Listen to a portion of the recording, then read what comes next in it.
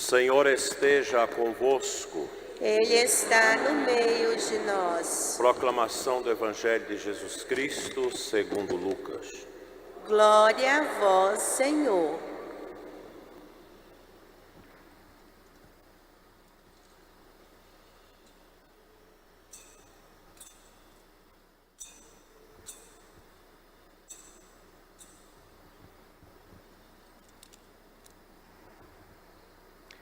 Naquele tempo, Jesus contou aos discípulos uma parábola para mostrar-lhes a necessidade de rezar sempre e nunca desistir, dizendo: Numa cidade havia um juiz que não temia Deus e não respeitava homem algum. Na mesma cidade havia uma viúva que vinha à procura do juiz pedindo: Faze-me justiça contra o meu adversário. Durante muito tempo o juiz se recusou. Por fim ele pensou: Eu não temo a Deus e não respeito homem algum, mas esta viúva já está me aborrecendo. Vou fazer-lhe justiça, para que ela não venha a agredir-me. E o Senhor acrescentou: Escutai o que diz este juiz injusto. E Deus não fará justiça aos seus escolhidos, que dia e noite gritam por ele? Será que vai fazê-los esperar? Eu vos digo que Deus lhes fará justiça bem depressa. A olhar para uma dimensão muito importante da nossa vida espiritual católica, a intercessão. A oração de intercessão, ela é fundamental na nossa vida, pois nos garante o amparo de Deus. Nós ouvimos esta parábola que somente São Lucas conta nos seus evangelhos, da viúva insistente diante de um juiz iníquo. Mesmo aquele homem insensível, abrutalhado, ele não resiste à insistência daquela mulher desprovida de justiça e lhe faz a justiça. A primeira leitura nos traz um relato importantíssimo que nós conhecemos de sobra e já ouvimos muitas e muitas pregações sobre este texto, tão importante para nos alentar com a força da intercessão. O povo de Israel ficou 40 anos perambulando pelo deserto e não conseguia entrar na terra prometida. Foi uma provação permitida por Deus. E quem cercava o povo hebreu eram os amalecitas, um povo cruel, inimigo dos hebreus, que sempre colocou resistência, orientou a Moisés que estabelecesse uma batalha contra os amalecitas e deu as orientações: escolha alguns homens sob a guisa do condado de Josué e vá combater. E você vai para a montanha orar, interceder. E Moisés prontamente obedece a Deus.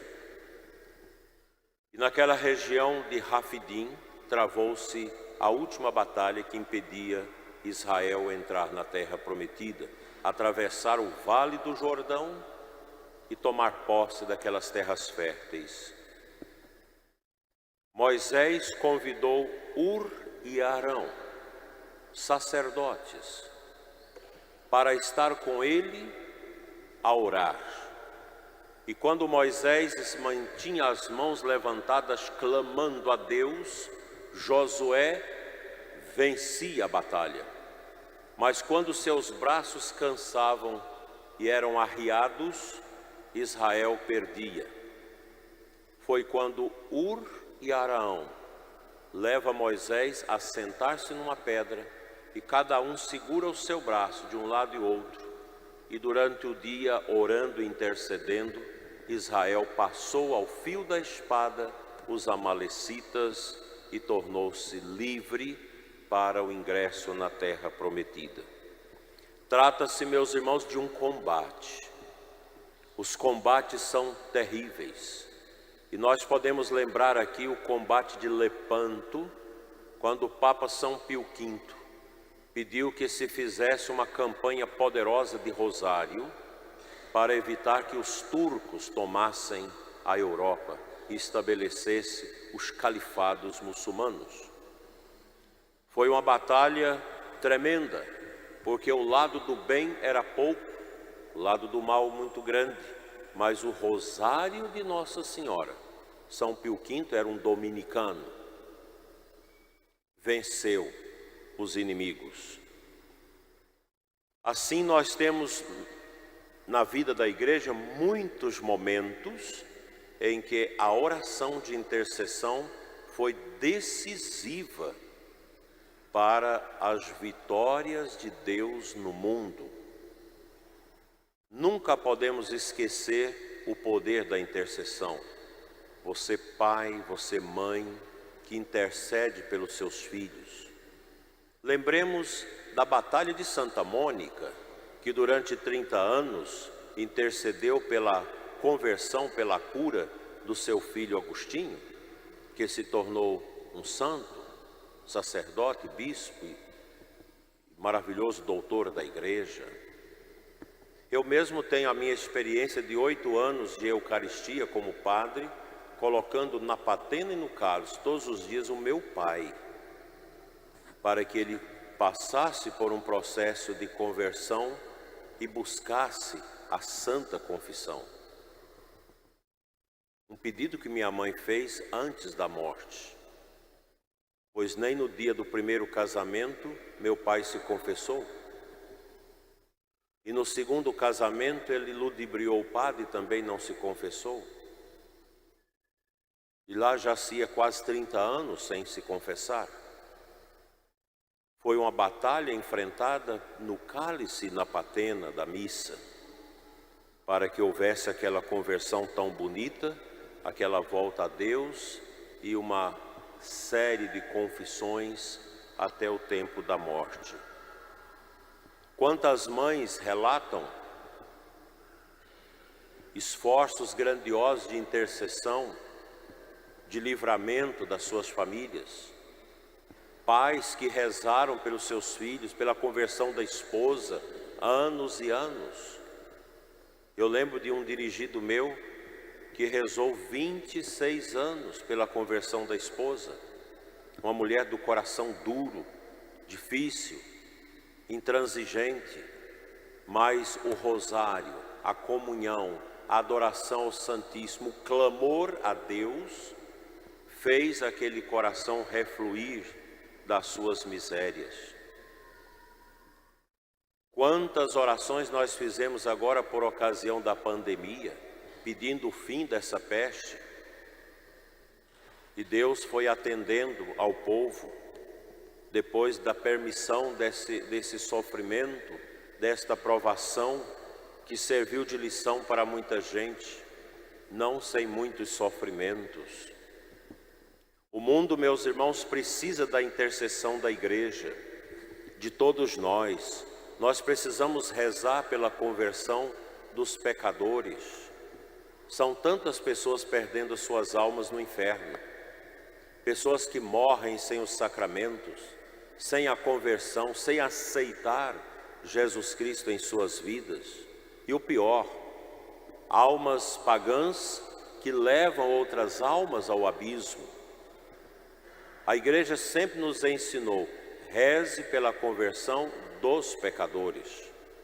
E é por causa desta oração que volta e meia você acolhe uma pessoa que não é batizada, toda estragada pela vida, pedindo um socorro espiritual. E aí começa aquele processo da evangelização, de levar a pessoa a aceitar Jesus, a catequese, os sacramentos, a mistagogia, que é esse tempo que a gente vai aprendendo a trazer Deus para dentro de nós.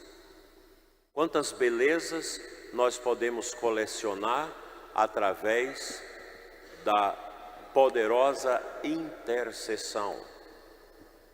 Os padres da igreja sempre fazem leituras maravilhosas dos textos, tanto do Antigo Testamento quanto do Novo Testamento. Cito 2 padres da igreja que comentaram sobre esse texto de Êxodo. São João Crisóstomo, que disse, olha, na figura de Moisés, nós já temos um tipo antecipado do Messias. Moisés já era uma imagem de Cristo, porque Moisés é a imagem também do patriarca pastor, que conduziu o povo nas grandes dificuldades, clamando o alimento do céu, o maná, clamando a água para matar a sede no Monte Horebe, quando jorrou pelo toque de sua vara naquela rocha, a água sobeja. São João Crisóstomo diz, nele nós temos os sinais. São João Crisóstomo, que é do século 3, 4.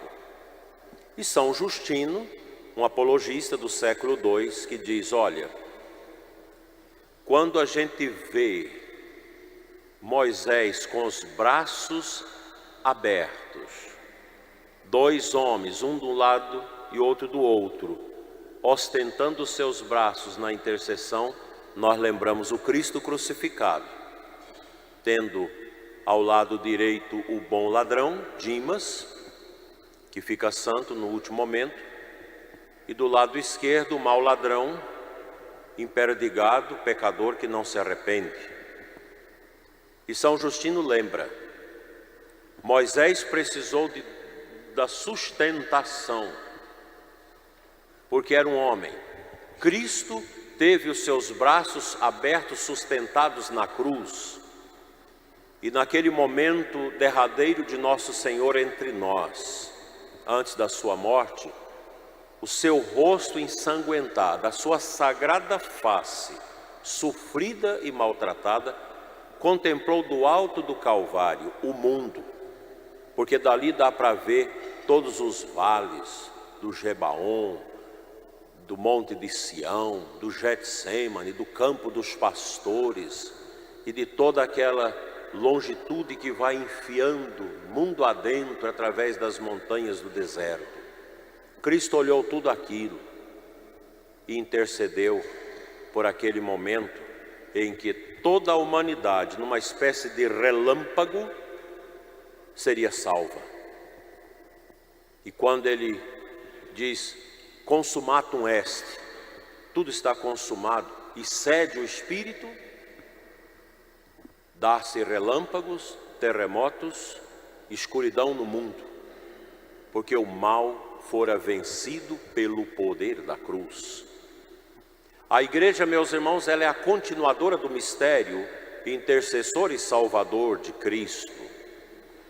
A nossa igreja não foi uma instituição criada por homens, mas ela é de direito divino, porque ela brota do coração do Cristo, para ser no mundo o sinal do reino, para obstacular todas as iniciativas do mal que quer destruir as vidas.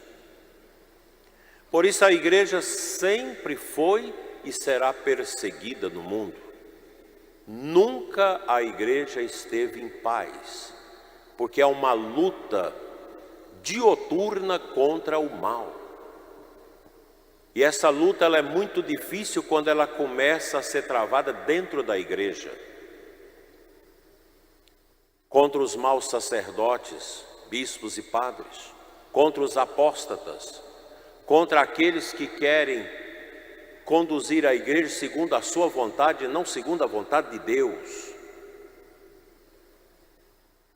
Como nós estamos vendo essas apostasias que vão surgindo aqui e ali dentro da igreja, padres, bispos, até cardeais, que querem postular uma igreja diferente da igreja de sempre. Uma igreja dessacralizada, uma igreja sem a força e o poder dos sacramentos. Então a nossa luta, como diz o apóstolo Paulo em Efésios 6:10, não é contra carne e osso, mas contra as forças espirituais espalhadas nos ares. Então essa contaminação do pecado, ela entra também no coração dos filhos da igreja. E hoje nós temos um número imenso de católicos que querem a igreja segundo a sua vontade, que querem uma igreja que lhes agrade. A igreja não é para agradar o mundo, não é para agradar os homens, é para agradar a Deus. O sacerdote, o bispo, o padre, seja quem for, os ministros, os servidores da igreja, não existem para agradar os homens, para agradar o mundo, agradar o paganismo, agradar as pessoas do politicamente correto. Não, se fosse para isso, a igreja seria uma ONG e não um mistério. Nós somos o mistério. E a igreja é a única voz no mundo que se levanta para defender os que sofrem, para defender a família, contra toda essa perseguição que nós estamos vendo da nova ordem mundial no mundo todo, para destruir a família cristã, a família judaica. Toda essa onda financiada por grandes grupos para impor o aborto, a legalização de drogas no mundo. Veja os países, basta olhar o nosso país vizinho, Uruguai, depois que legalizou as drogas, o que está acontecendo naquele país? Veja a Holanda, a que brejo chegou com a legalização de aborto, da prostituição, do uso de drogas. É um país triste, amorfo, sem sentido. Tornou-se uma realidade triste e dolorosa, porque não tem Deus. Esta onda no mundo, essa ideologia terrível no mundo todo, para destruir a fé, para perseguir a fé. E a gente escuta isso todos os dias. Então a igreja precisa se levantar contra isso. E nós precisamos orar para que o nosso país também não seja vítima dessas ideologias que querem destruir a família, legalizar drogas, aborto, tirar a liberdade das pessoas, quebrar a inocência das nossas crianças e encher o coração dos nossos jovens com a malícia, com a vaidade, com tudo que não presta. O cristianismo, meus irmãos, será sempre esta força intercessora em favor da salvação das almas. A primeira preocupação nossa não é com esse mundo nem com o nosso corpo, mas com a nossa alma, que precisa voltar a Deus para viver eternamente com Ele, e não na escuridão das trevas. A diocese, ela é uma porção da Igreja Universal. Toda diocese é uma igreja particular, governada por um bispo e seu presbitério, em comunhão com o Papa. A diocese, ela tem uma caminhada própria. É preciso a gente ter presente que a CNBB, a Conferência Nacional dos Bispos, ela é uma entidade de comunhão dos bispos, ela não manda nas dioceses. Ela não pode mandar nas dioceses. A diocese tem um governo próprio, particular, através do seu bispo e do seu presbitério. E a diocese, ela existe não para agradar o mundo, mas para agradar a Deus, para evangelizar, para anunciar Cristo e sua justiça. Mesmo que a gente tenha que sofrer, mesmo que nós tenhamos que perder a vida mas nunca podemos sair do trilho da tradição, da palavra e do magistério autêntico que nos guia na comunhão com o Papa, na comunhão com as verdades que nós recebemos dos apóstolos. A nossa diocese de Formosa é uma diocese que cresce na oração.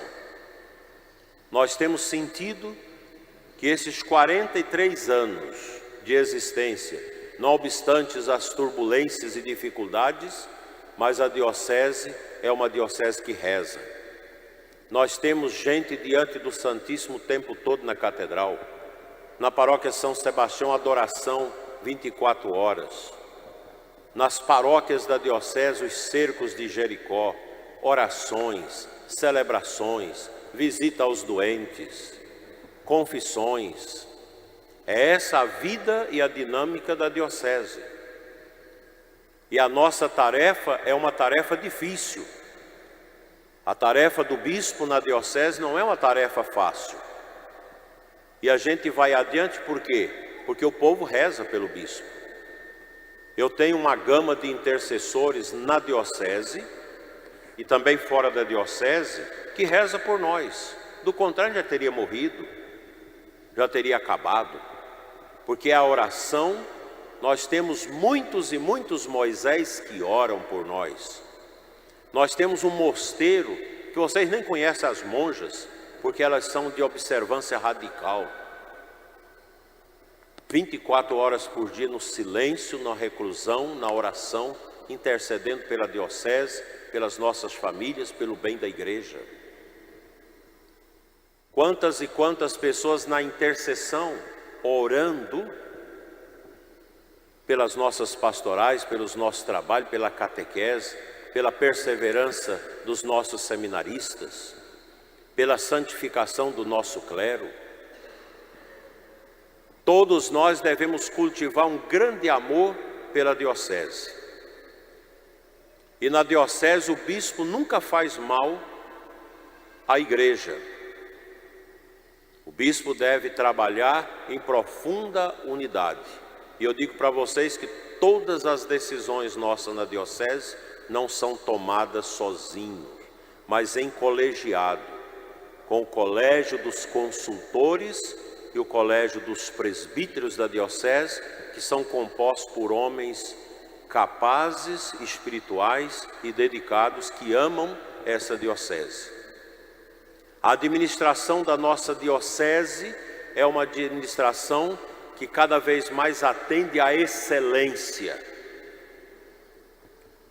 pois cada real dos dizimistas, dos ofertantes que entram na bandeja da oferta da nossa diocese é administrado com responsabilidade, por um conselho, por um sacerdote, por um departamento pessoal e de contabilidade, com responsabilidade. É assim que a diocese deve caminhar. A diocese não pode caminhar à deriva. As nossas paróquias, todas estão trabalhando com um conselho administrativo, para o padre não tomar decisões sozinho, mas precisa ser no colegiado, na comunhão, na participação, na transparência, na responsabilidade. As obras da Casa de Nazaré, que estão indo para o final, não tem R$1 da diocese. Como também a aquisição e a montagem da nossa rádio.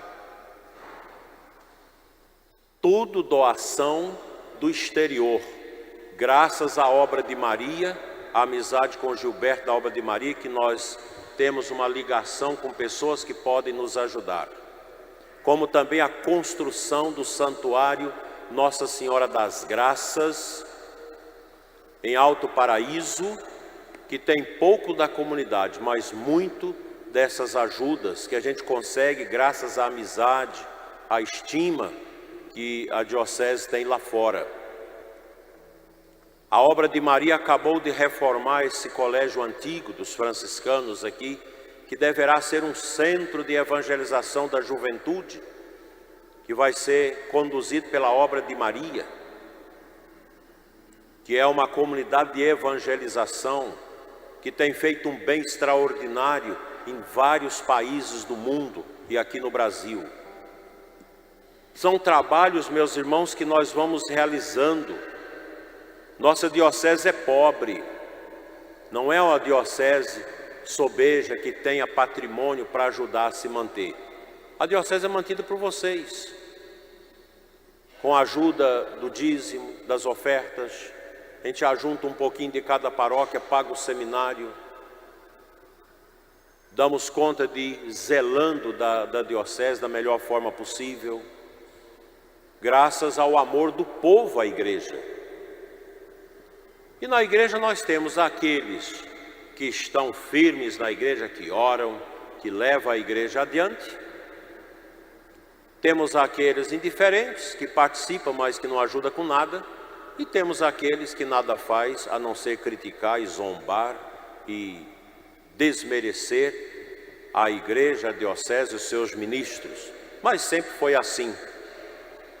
E a gente sabe que todos aqueles que injustamente faz mal à igreja, à reputação dos padres, dos ministros, todos eles terão uma chance no final da vida de se converter para não se perder na escuridão do inferno. Que a nossa diocese continue sendo uma igreja acolhedora, uma igreja servidora, uma igreja missionária e uma igreja orante. Conto com as orações de todos vocês aqui na catedral, os nossos ouvintes e internautas, para que nós possamos cumprir a nossa tarefa antes que o tempo passe. Daqui a 7 anos vamos celebrar os 50 anos da diocese, e se não morrer antes, deverá ser o meu último ano com vocês. E assim nós vamos trabalhando a igreja para que ela nunca esmoreça diante das tempestades, das perseguições e de todas as hordas de dores e sofrimentos que o mundo passa. Que Deus seja louvado e que a Imaculada Conceição, nossa excelsa padroeira, continue olhando pela nossa diocese e pelo nosso povo. Assim seja. Amém.